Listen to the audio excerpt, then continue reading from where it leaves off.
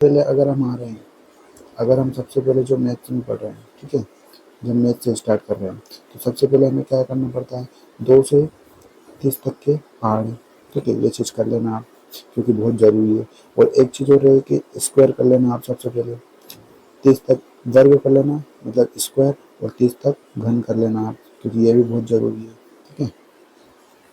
फिर आते हैं हम संख्याओं की जानकारी। प्राकृत संख्या क्या होती है? गिनती की संख्या को प्राकृत संख्या कहते हैं। कैसे? कि जो गिनती की प्राकृत संख्या होती है, जैसे 1 2 3 4 5 6 7 8 9 10 और डेढ़ डेढ़ डेढ़ जहाँ तक जाती है वो क्या होती है? प्राकृत संख्या होती है।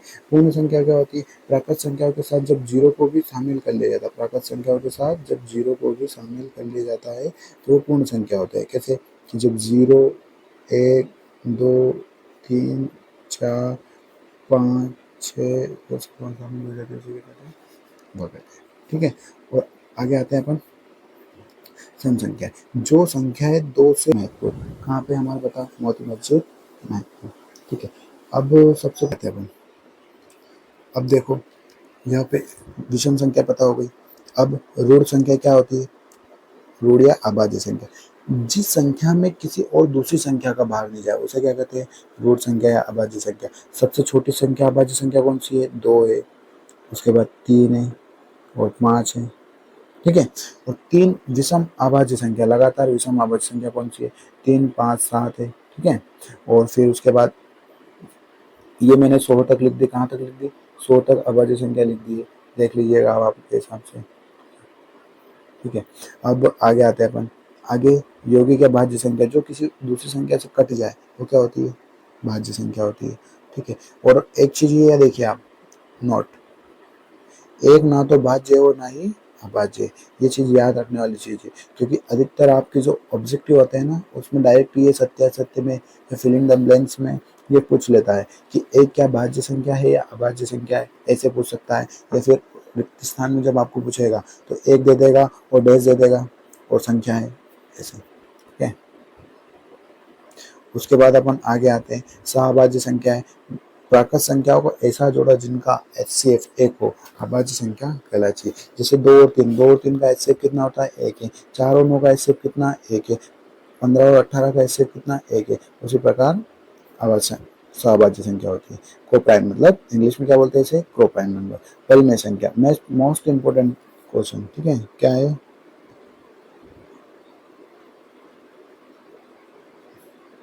ठीक है, मोस्ट इंपोर्टेंट क्वेश्चन कौन सा वाला? परिमेय संख्या वाला। क्यों? ऐसी संख्याएं जिन्हें p बाई क्यू के रूप में व्यक्त किया जा सकता हो, जहां p तथा q पूर्णांक हो तथा q नॉट इक्वल टू 0 नहीं हो, मतलब q बराबर 0 नहीं होना चाहिए, परिमेय संख्या कहलाती है। जैसे 1 1/2 5/8 5 4/7, ये क्या होती है? सब परिमेय संख्या।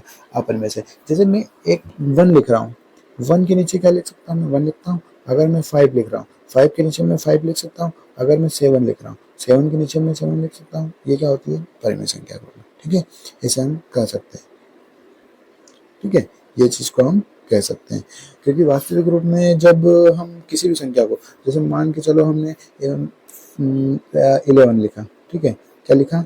11 लिखा, ठीक है, क्या लिखा हमने? 11 लिखा।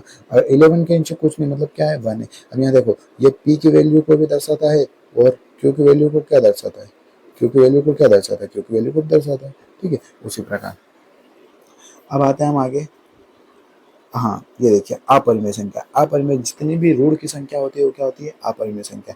पर यहाँ पर एक कंडीशन होती है, क्या? कि अगर मैं ऋण में मैं 4 लगा देता हूँ, क्या? ऋण अंडर रूट 4, अब ये क्या परिमेय संख्या? नहीं, यह है अपरिमेय संख्या। ये अपरिमेय संख्या नहीं है, परिमेय संख्या। कैसे? कैसे 2 इंटू 2 होता है, 2 इंटू 2 होता है, ये 2 इंटू 2 होता है। यहाँ पे तो एक जो का जोड़ा बन गया तो ये 2 आ गया, बाहर कितना है? 2। अब 2 के बटे में 1 लिख सकता हूँ मैं, तो ये क्या हो गई? ये तो परिमेय संख्या हो गई, उसी प्रकार, ठीक है। अब यह नोट देखिए आप, कि जो नोट बोल रहा है, अपरिमेय संख्या नॉन रिकर्डिंग, ठीक है, नॉन टर्मिनेटिंग होती है, अर्थात दशमलव के रूप में बदलने पर ना तो रिपीटिंग होती है, रिपीटिंग होती है, ठीक है। यह रिपीटिंग होता है पर गलत लिखा हुआ है, ठीक है। रिपीटिंग ना है वे कोई निश्चित अंत होता है, ठीक है। आगे वास्तविक संख्या है। वास्तविक संख्या मतलब रियल संख्या, मतलब जो भी परिमेय संख्या और अपरिमेय संख्या होती है उसे क्या कहते हैं, अपरिमेय संख्या को, मतलब जो भी अपरिमेय संख्या क्या होती है, वास्तविक संख्या होती है। जैसे ये होती है, क्या होती है, ये नंबर लाइन होती है। यहाँ क्या होता है, जीरो होता है, इधर जाता है तो क्या होता है, -1, इधर जाते हैं -2, इधर जाते हैं -3, इधर जाते जाते अनंत तक होता है, अनंत तक होता है। उसी प्रकार इधर प्लस का 1, इधर प्लस का 2, इधर प्लस का 3, इधर प्लस का 4, इसे अनंत तक जाते हैं, है ना। उसी प्रकार फिर होता है अवास्तविक या काल्पनिक संख्या, जिन संख्या को हम सोच नहीं सकते, क्या नहीं कर सकते, सोच नहीं संख्या, वे क्या होती है, अवास्तविक या काल्पनिक संख्या। जैसे रूट के अंदर अगर माइनस की संख्या है, कोई सी भी, -1, -5, माइनस की, मतलब माइनस की, रूट के अंदर माइनस की संख्या, वो क्या है, अकाल्पनिक संख्या है, ठीक है, मतलब जिसकी हम कल्पना नहीं कर सकते। अब आते हैं अपन भाजकता के नियम। भाजकता का नियम आपको पता है, दो का नियम। दो का नियम क्या बोलता है कि संख्या अगर इकाई का अंक 0, 2 या 4 या 6 या फिर 8 में से होना चाहिए तो 2 से कट जाएंगे, है ना। उसके बाद 3 का नियम, तो कोई 3 से विभाज्य होना चाहिए, है ना। उसी प्रकार ठीक है, ये हो गया भाज्य संख्या। अब 3 का नियम। 3 का नियम, जिनके 3 को अंकों का योग कितना होना चाहिए, 3 से विभक्त होना चाहिए। जैसे मैं एक संख्या लिख रहा हूँ, एक संख्या, छोटी सी संख्या ले लेते हैं, जैसे 21, क्या ले लेते अपन, 21, 21 ले लिया। अब 21 क्या होता है, ये इनके अंकों का योग, 2 + 1 क्या होता है, 3 हुआ, 3 हुआ। अब 3 जो भैया 3 से डिवाइड है, 3 से डिवाइड है, मतलब आप समझ रहे हो, ठीक है। एक का मतलब क्या होता है, मतलब अंतिम दो अंक जो बनी संख्या 4 से विभक्त होना चाहिए। जैसे ये 24 जो है 4 से कट रहा है, 24 4 से डिवाइड है, इसी प्रकार पूरी संख्या क्या होगी, 4 से डिवाइड होगी, ठीक है, ठीक है। 5 का नियम, 5 का नियम बोलता है कि इकाई का अंक, जैसे मैं 50 ले लेता हूँ, 0 है तो 5 से पूरा कट रहा है, ऐसे में 125 ले लेता हूँ, लास्ट में 5 है तो पूरा कटेगा, समझ रहे हो। 6 का नियम क्या बोलता है, 6 का नियम में बोल रहा था 18। जैसे अपन एक संख्या ले लेते हैं 18, 18 से छोड़कर एक और ले लेते हैं अपन 216। यह जो नियम है, इसमें 2 का नियम भी लगना चाहिए और 3 का नियम भी लगना चाहिए। 2 का नियम लग रहा है लास्ट के अंक, इकाई का अंक 6 है तो 2 से कट रहा है, मतलब कट रहा है। जैसे 3 का ले लेते अपन, 3 का ले लेते मतलब पूरी संख्या 3 से कट रही है, क्या 6 और एक 7, 7 और 2 9 हो गए, 9 जो है 3 से कटता है, बिल्कुल कटता है, मतलब पूरी संख्या क्या हो जाएगी, 6 से कट जाएगी, ठीक है। 8 का नियम भी ऐसे बोलता है कि लास्ट के जो 3 अंक होते हैं वो होते हैं, ठीक है। अब प्लस और माइनस, प्लस और माइनस का मतलब ऐसा है कि यहाँ पे देखिए आप, मैं इस चीज़ को आप कैसे समझा सकता हूँ मैं, जैसे कि आपको मैंने दी -4, कौन, -4, 4 का 4 में डिवाइड करना, ठीक है। यहाँ पे माइनस माइनस के चिन्ह दे दिए, ठीक, -4, 4 का कितना आया, 1, काय का आया आंसर, काय का आया, प्लस का आया, तो ये प्लस का, समझो। ऐसे अगर मैं यहाँ दोनों प्लस प्लस के दे दूँ, 4 से 4 डिवाइड होगा तो आंसर काय में आएगा, प्लस में। अगर मैं यहाँ पे एक माइनस में दे देता हूँ, क्या, एक माइनस में दे देता हूँ और एक प्लस में दे देता हूँ, तो 4 से 4 डिवाइड, आंसर क्या आएगा, -1, ठीक है। क्या आएगा, -1, क्योंकि यहाँ पे देखो एक माइनस का और एक प्लस का होता है तो क्या आएगा, माइनस का आता है, ठीक है। उसी प्रकार जैसे प्लस प्लस, जैसे मैंने अगर मैं क्या कर रहा हूँ, मैं अगर देखो मैं यहाँ पे क्या कर रहा हूँ, 2 + 2 कर रहा हूँ, यहाँ पे देखो 2 + 2 कितना हो रहा है, 4, और आंसर का आएगा, प्लस का आएगा, ठीक है। अगर मैं यहाँ क्या कर रहा हूँ, जैसे प्लस होता है, प्लस हो रहा है, और अगर माइनस माइनस भी हो रहा है, जैसे -2 और -2 है तो क्या होगा, फिर भी प्लस होगा, ठीक है। और ये -2 और ये हो रहा है तो क्या होगा, माइनस होगा, और ये है तो ये भी है तो क्या होगा, माइनस होगा, प्लस इंटू प्लस, ठीक है। अब आगे चलते हैं अपन, अब हम अपन आते हैं अपने चैप्टर, ठीक है। यहाँ से होता है अपना चैप्टर स्टार्ट, वास्तविक संख्याएं। फर्स्ट चैप्टर का अपना नाम है वास्तविक संख्या, मतलब रियल नंबर्स, ठीक है, रियल नंबर्स। इसमें आपका एक ऑब्जेक्टिव में आ सकता है कि यूक्लिड विभाजन प्रमेय का बताओ, तो यूक्लिड विभाजन प्रमेय का क्या होती है, a बराबर BQ + R, जहाँ Q, जहाँ 0 जो है बड़ा या बराबर है R से, और जो R 0, मतलब जो जहाँ पे 0 छोटा है, 0 छोटा है किससे, 0 छोटा या फिर बराबर है किससे, 8 से, ठीक है, या फिर R जो छोटा है किससे, B से, ठीक है। इसको यहाँ पे A बराबर क्या होता है, भाज्य, B बराबर भाजक, गुना को चिन्ह, Q बराबर भागफल, और R मतलब है शेष, ठीक है। अब एक मोस्ट इम्पोर्टेंट ये वाला आपका फॉर्मूला, दो संख्याओं का गुणनफल, दो संख्याओं का गुणनफल बराबर एलसीएम इंटू एचसीएफ। ठीक है, ये आता है। अब आते हैं चैप्टर 2 में। चैप्टर 2 अपना बोल रहा है कि बहुपद क्या होता है। बहुपद, बहुपद क्या होता है। बहुपद ऐसे बीजीय व्यंजक जिसमें चरों की घातांक सदैव पूर्ण होती है। ठीक है, जैसे चर क्या होते हैं, चर मैं बता देता हूँ। चर लिखा मैंने यहाँ पे, चर ए से जेड तक सभी चर है। चर का मान परिवर्तित रहता है, परिवर्तित मतलब ठीक है परिवर्तित। एक्स कहाँ पे एक्स का मान 1 लिखा रहता है तो कहीं पे एक्स का मान 2 लिखा रहता है। ठीक है, अचर, अचर क्या लिखा होता है, अचर, अचर राशियों का मान स्थिर रहता है। स्थिर से मतलब जैसे कि मैं 1 लिख रहा हूँ, कहीं पे मैं 1 लिख रहा हूँ तो 1 को मैं दूसरी जगह क्या 1 ही लिखूंगा कि 2 लिख दूंगा, 1 ही लिखूंगा ना, 2 तो लिख नहीं सकता मैं। इसी प्रकार मैं 2 लिख रहा हूँ तो वो दूसरी जगह भी उसे 2 ही लिखूंगा, उसे 5 तो लिख नहीं सकता। मतलब उसको क्या होता है, अपरिवर्तित रहता है, मान क्या रहता है, स्थिर रहता है। ठीक है, आगे आते हैं अपन।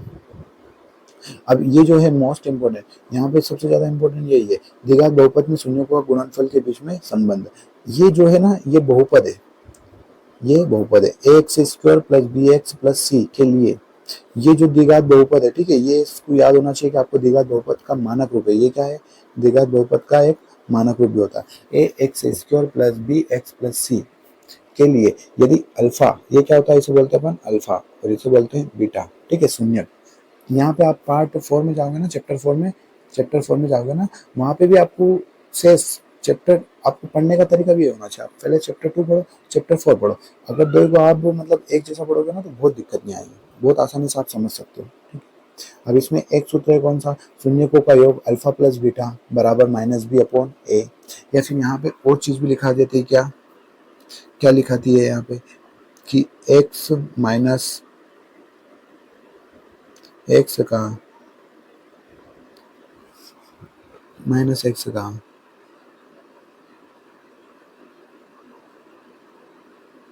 गुणांक बटे एक्स स्क्वायर का, समझ जाना ना, ट्रिक थोड़ा थोड़ा लिखा रहा है गुणांक। ठीक है, ये लिखा था माइनस, इसकी जगह ये भी लिखा था और इसकी जगह ये भी लिखा था।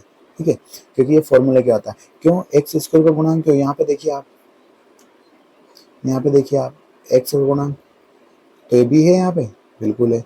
और यहाँ पे क्या है, एक्स स्क्वायर का गुणांक, यहाँ देखिए ए है तो ये रहा है। ठीक है, उसी प्रकार अब सी है, सी लिखा हुआ है। सी में क्या करते हैं अपन, सी को अपन बोलते हैं अचर पद, क्या बोलते हैं,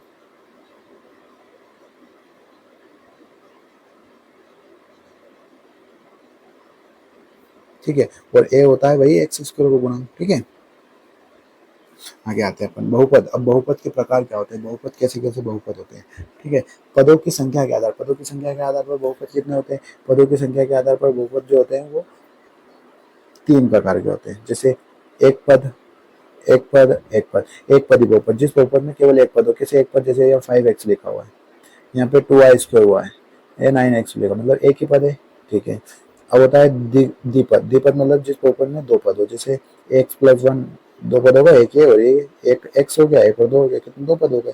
इसमें भी हो गए 2 पद, इसमें भी 2 पद हो गए। ठीक है, एक होता है त्रिपद, त्रिपद जिस पद में 3 पद हो वो क्या होता है, त्रिपद बहुपद। जैसे एक पद, 2 पद, 3 पद, 3 पद, त्रिपद बहुपद। ठीक है, एक पद, 2 पद, 3 पद, ये मतलब क्या हो गया, त्रिपदी बहुपद। ठीक है, अब आते हैं घातों के आधार पर बहुपद। घातों के आधार पर बहुपद जो होते हैं वो 3-4 प्रकार के होते हैं। जैसे शून्य बहुपद, वो बहुपद जिसमें सभी गुणांक शून्य होते हैं। सभी गुणांक शून्य होते हैं मतलब यहाँ पे जो होता है ना, वहाँ पे एक्स जो होता है वो हमेशा 0 होता है। वहाँ पे मतलब एक्स होता ही नहीं है। जैसे मान के चलो एक 2 लिखा तो ये कोई बहुपद थोड़ी ना है। क्यों, क्योंकि यहाँ पे एक्स कहाँ है, चर कहाँ है। ठीक है, यहाँ पे क्या है। ठीक है, अब रहता है रेखीय बहुपद। रेखीय बहुपद मतलब जिसमें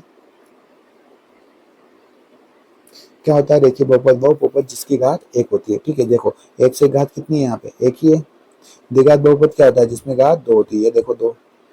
और त्रिघात बहुपद क्या होता है, त्रिघात बहुपद घन बहुपद या फिर इसे बोलते हैं त्रिघात बहुपद, वो बहुपद जिसकी घात 3 होती है। उदाहरण, ठीक है, जिसकी घात 3 होती है वो क्या होता है, त्रिघात बहुपद। ठीक है, आगे आते हैं अपन दो चर वाले रेखीय समीकरण, चैप्टर 3। दो चर वाले रेखीय समीकरण, रेखीय समीकरण क्या होता है, इसमें चर की उच्चतम घात क्या होती है, 1 होती है। चर की उच्चतम घात क्या होती है, 1 होती है। इसे अगर ग्राफ में दर्शाया जाए तो यह सीधी रेखा में दर्शाया जाता है, तो यह सीधी रेखा बना लेता है। जैसे example 2x plus 3 6y plus, ये क्या होता है, रेखीय बहुपद की समीकरण होता है। समीकरण, अगर समीकरण की बात आता है तो यहाँ बराबर होना चाहिए। जब तक बराबर नहीं लगता वह समीकरण नहीं होता, वह क्या हो जाता है, बहुपदी हो जाता है। ठीक है, दो चर वाला रेखीकरण, दो चर वाला रेखीकरण मतलब यहाँ एक चर था, एक चर मतलब x था। ठीक है, अब दो चर की बात आ गई, इसमें दो चर कौन है, एक तो x है और एक y है। ठीक है, यहाँ भी एक x है और यहाँ y है। ये क्या हो गया, दो चर वाले रेखीय समीकरण। ठीक है, अब आगे आते हैं, ये इसमें मोस्ट इम्पोर्टेंट और ये है क्योंकि यही आते हैं। यदि दो सरल रेखाओं के समीकरण a1 x plus b1 y plus c1 बराबर 0 व a2 x plus b2 y plus c2 बराबर 0 हो तो क्या होता है, यहाँ पर प्रतिच्छेद रेखा है। प्रतिच्छेद मतलब जो एक रेखा जा रही है उसको दूसरी रेखाएं काटती है, वो होती है परिच्छेद रेखा। या संगत युग्म या अद्वितीय हल, अद्वितीय हल का मतलब होता है केवल एक ही हल, मतलब वहां पर कितना होता है, एक ही हल। इसकी कंडीशन क्या होती है, a1 बटे a2 बराबर b1 बटे b2 होता है। संपाती रेखा है, संपाती रेखा मतलब, संपाती रेखा मतलब एक ही रेखा के ऊपर दूसरी रेखाएं भी होना, वो क्या होता है, संपाती रेखा है। ठीक है, संगत युग्म अपरिमित रूप से अनेक हल, इसमें कितने हल होते हैं, बहुत सारे हल होते हैं। इसकी कंडीशन क्या होती है, अगर ये चीज बराबर होगी, जैसे a1 बराबर होगा a2 के, b1 बराबर होगा b2 के, c1 बराबर होगा c2 के, तो क्या होगा, अपरिमित रूप से अनेक हल होगा।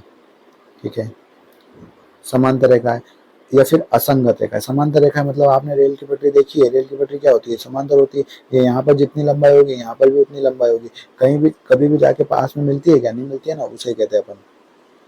ठीक है, अब इसकी क्या होती है कंडीशन, समांतर रेखा असंगत युग्म बनाती है, इसमें कोई भी हल नहीं होता है। इसमें a1 बराबर b2 तो होता है, b1 बराबर a1 बटे a1 a2 तो होता है बराबर b1 बटे b2 होता है, पर यहाँ पे जो होता है ये b1 बटे b2 नॉट इक्वल टू, मतलब बराबर नहीं होता है किसके, c1 बटे c2 के।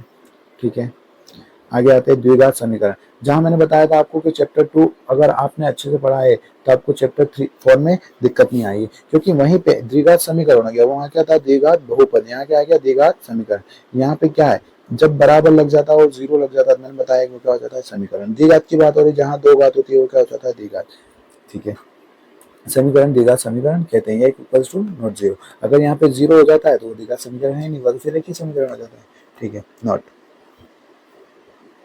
शून्यक शब्दों का प्रयोग हम बहुपद में, वहां पे क्या था, शून्यकों का योगफल याद कीजिए, क्या याद कीजिए, शून्यकों का योगफल। चैप्टर 2 की बात हो रही है। ठीक है, चैप्टर 2 में क्या था, शून्यकों का योगफल। अब यहाँ पे क्या है, मूलों का प्रयोग होता है। यहाँ पे जो हम द्विघात समीकरण में बात हो रहे हैं, समीकरण के लिए क्या होता है, मूलों का प्रयोग होता है।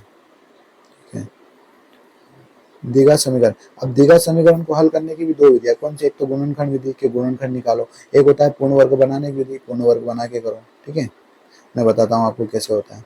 जैसे एक ये फॉर्म है श्रीधराचार्य, क्या होता है, श्रीधरा, ये इक्वेशन होती है, ये द्विघात समीकरण का मानक रूप है। कौन सा मानक रूप है, ये द्विघात समीकरण का मानक रूप है। A x square plus b x plus c equals to 0। ठीक है, और ये जो है ये धराचार्य का सूत्र, किसका सूत्र है, ये धराचार्य। एक्स बराबर minus B plus minus under root B square minus 4ac बटे 2a। ठीक है, और एक होता है आपका सूत्र डी बराबर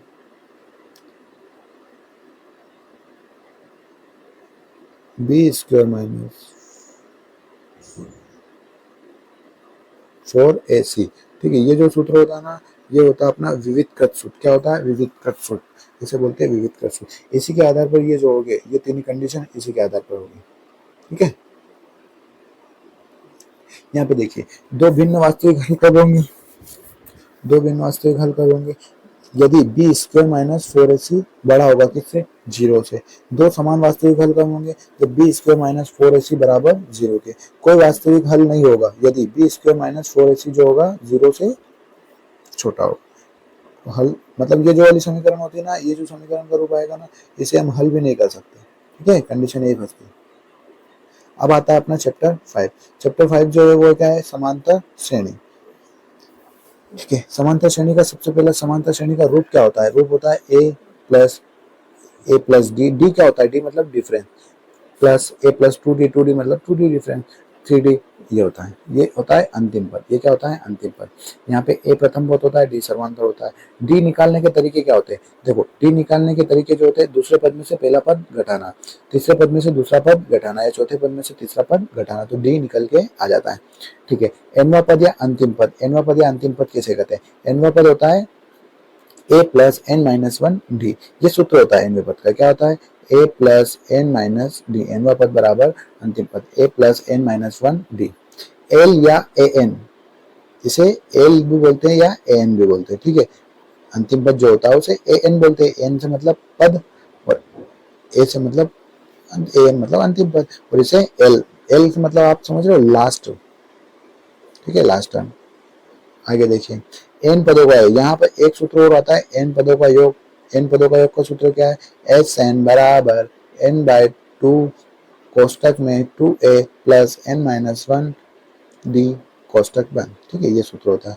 और एक चीज और यहाँ पे देखिए, यहाँ पे जब एन व पद या अंतिम पद दिया हो, मतलब आपको ये वाला सूत्र जो है ना, ये पद यहाँ पे जो वैल्यू आती है वो जो वैल्यू आएगी अपन याद करेंगे, वो वैल्यू अगर आपको दी हो तो आप अंतिम पद कैसे दिया, ठीक है।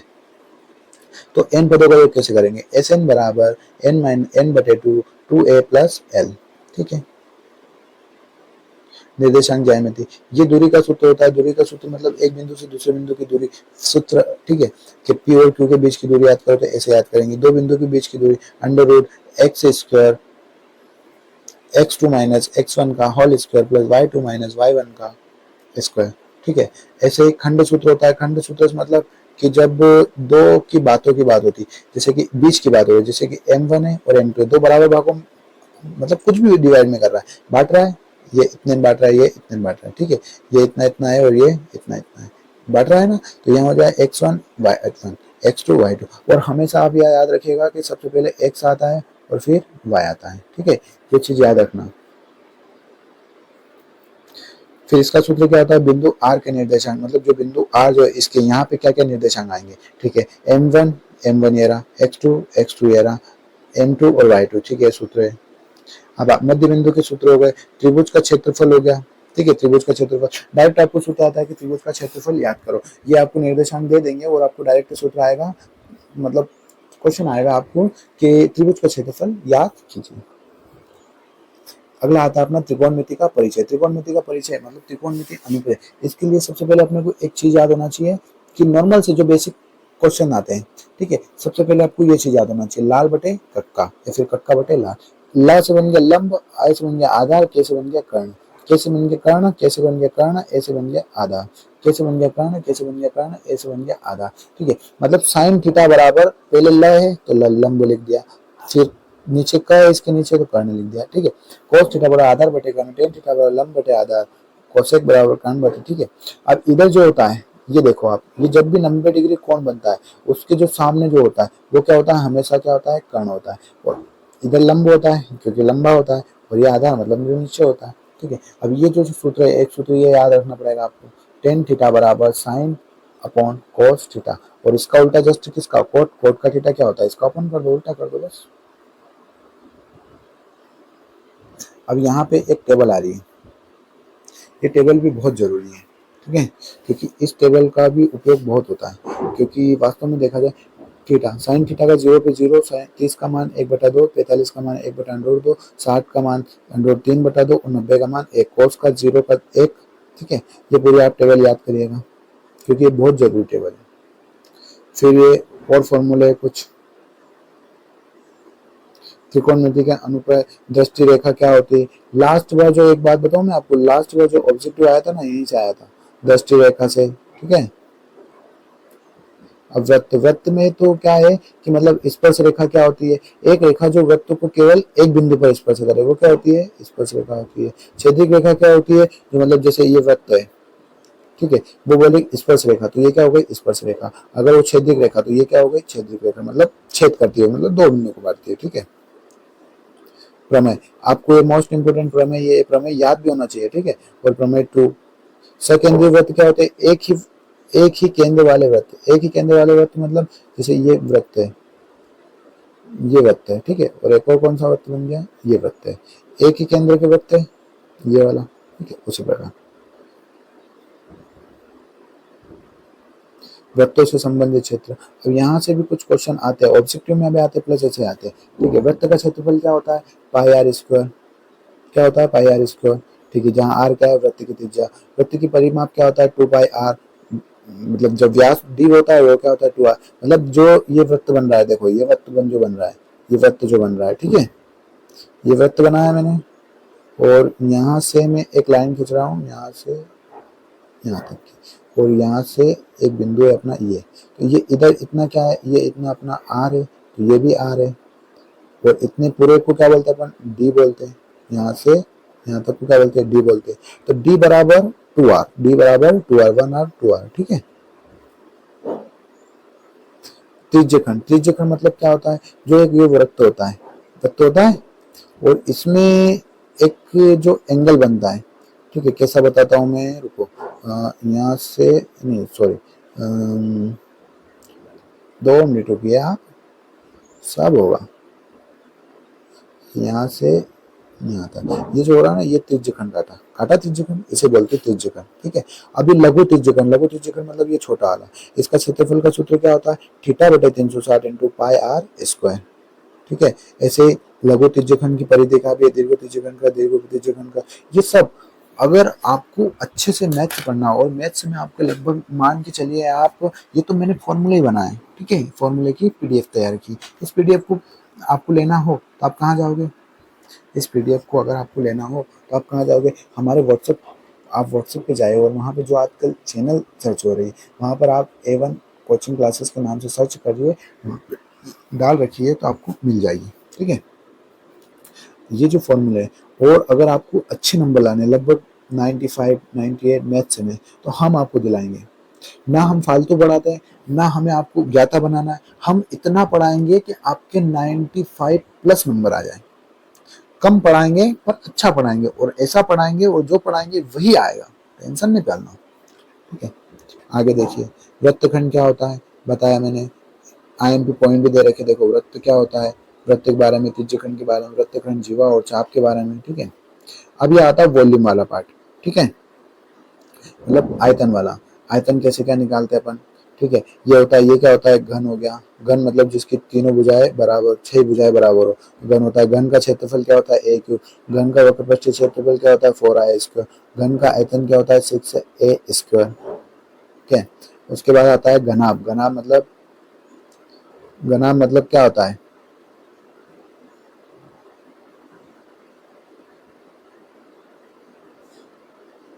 ठीक है, ये घनाभ होता है।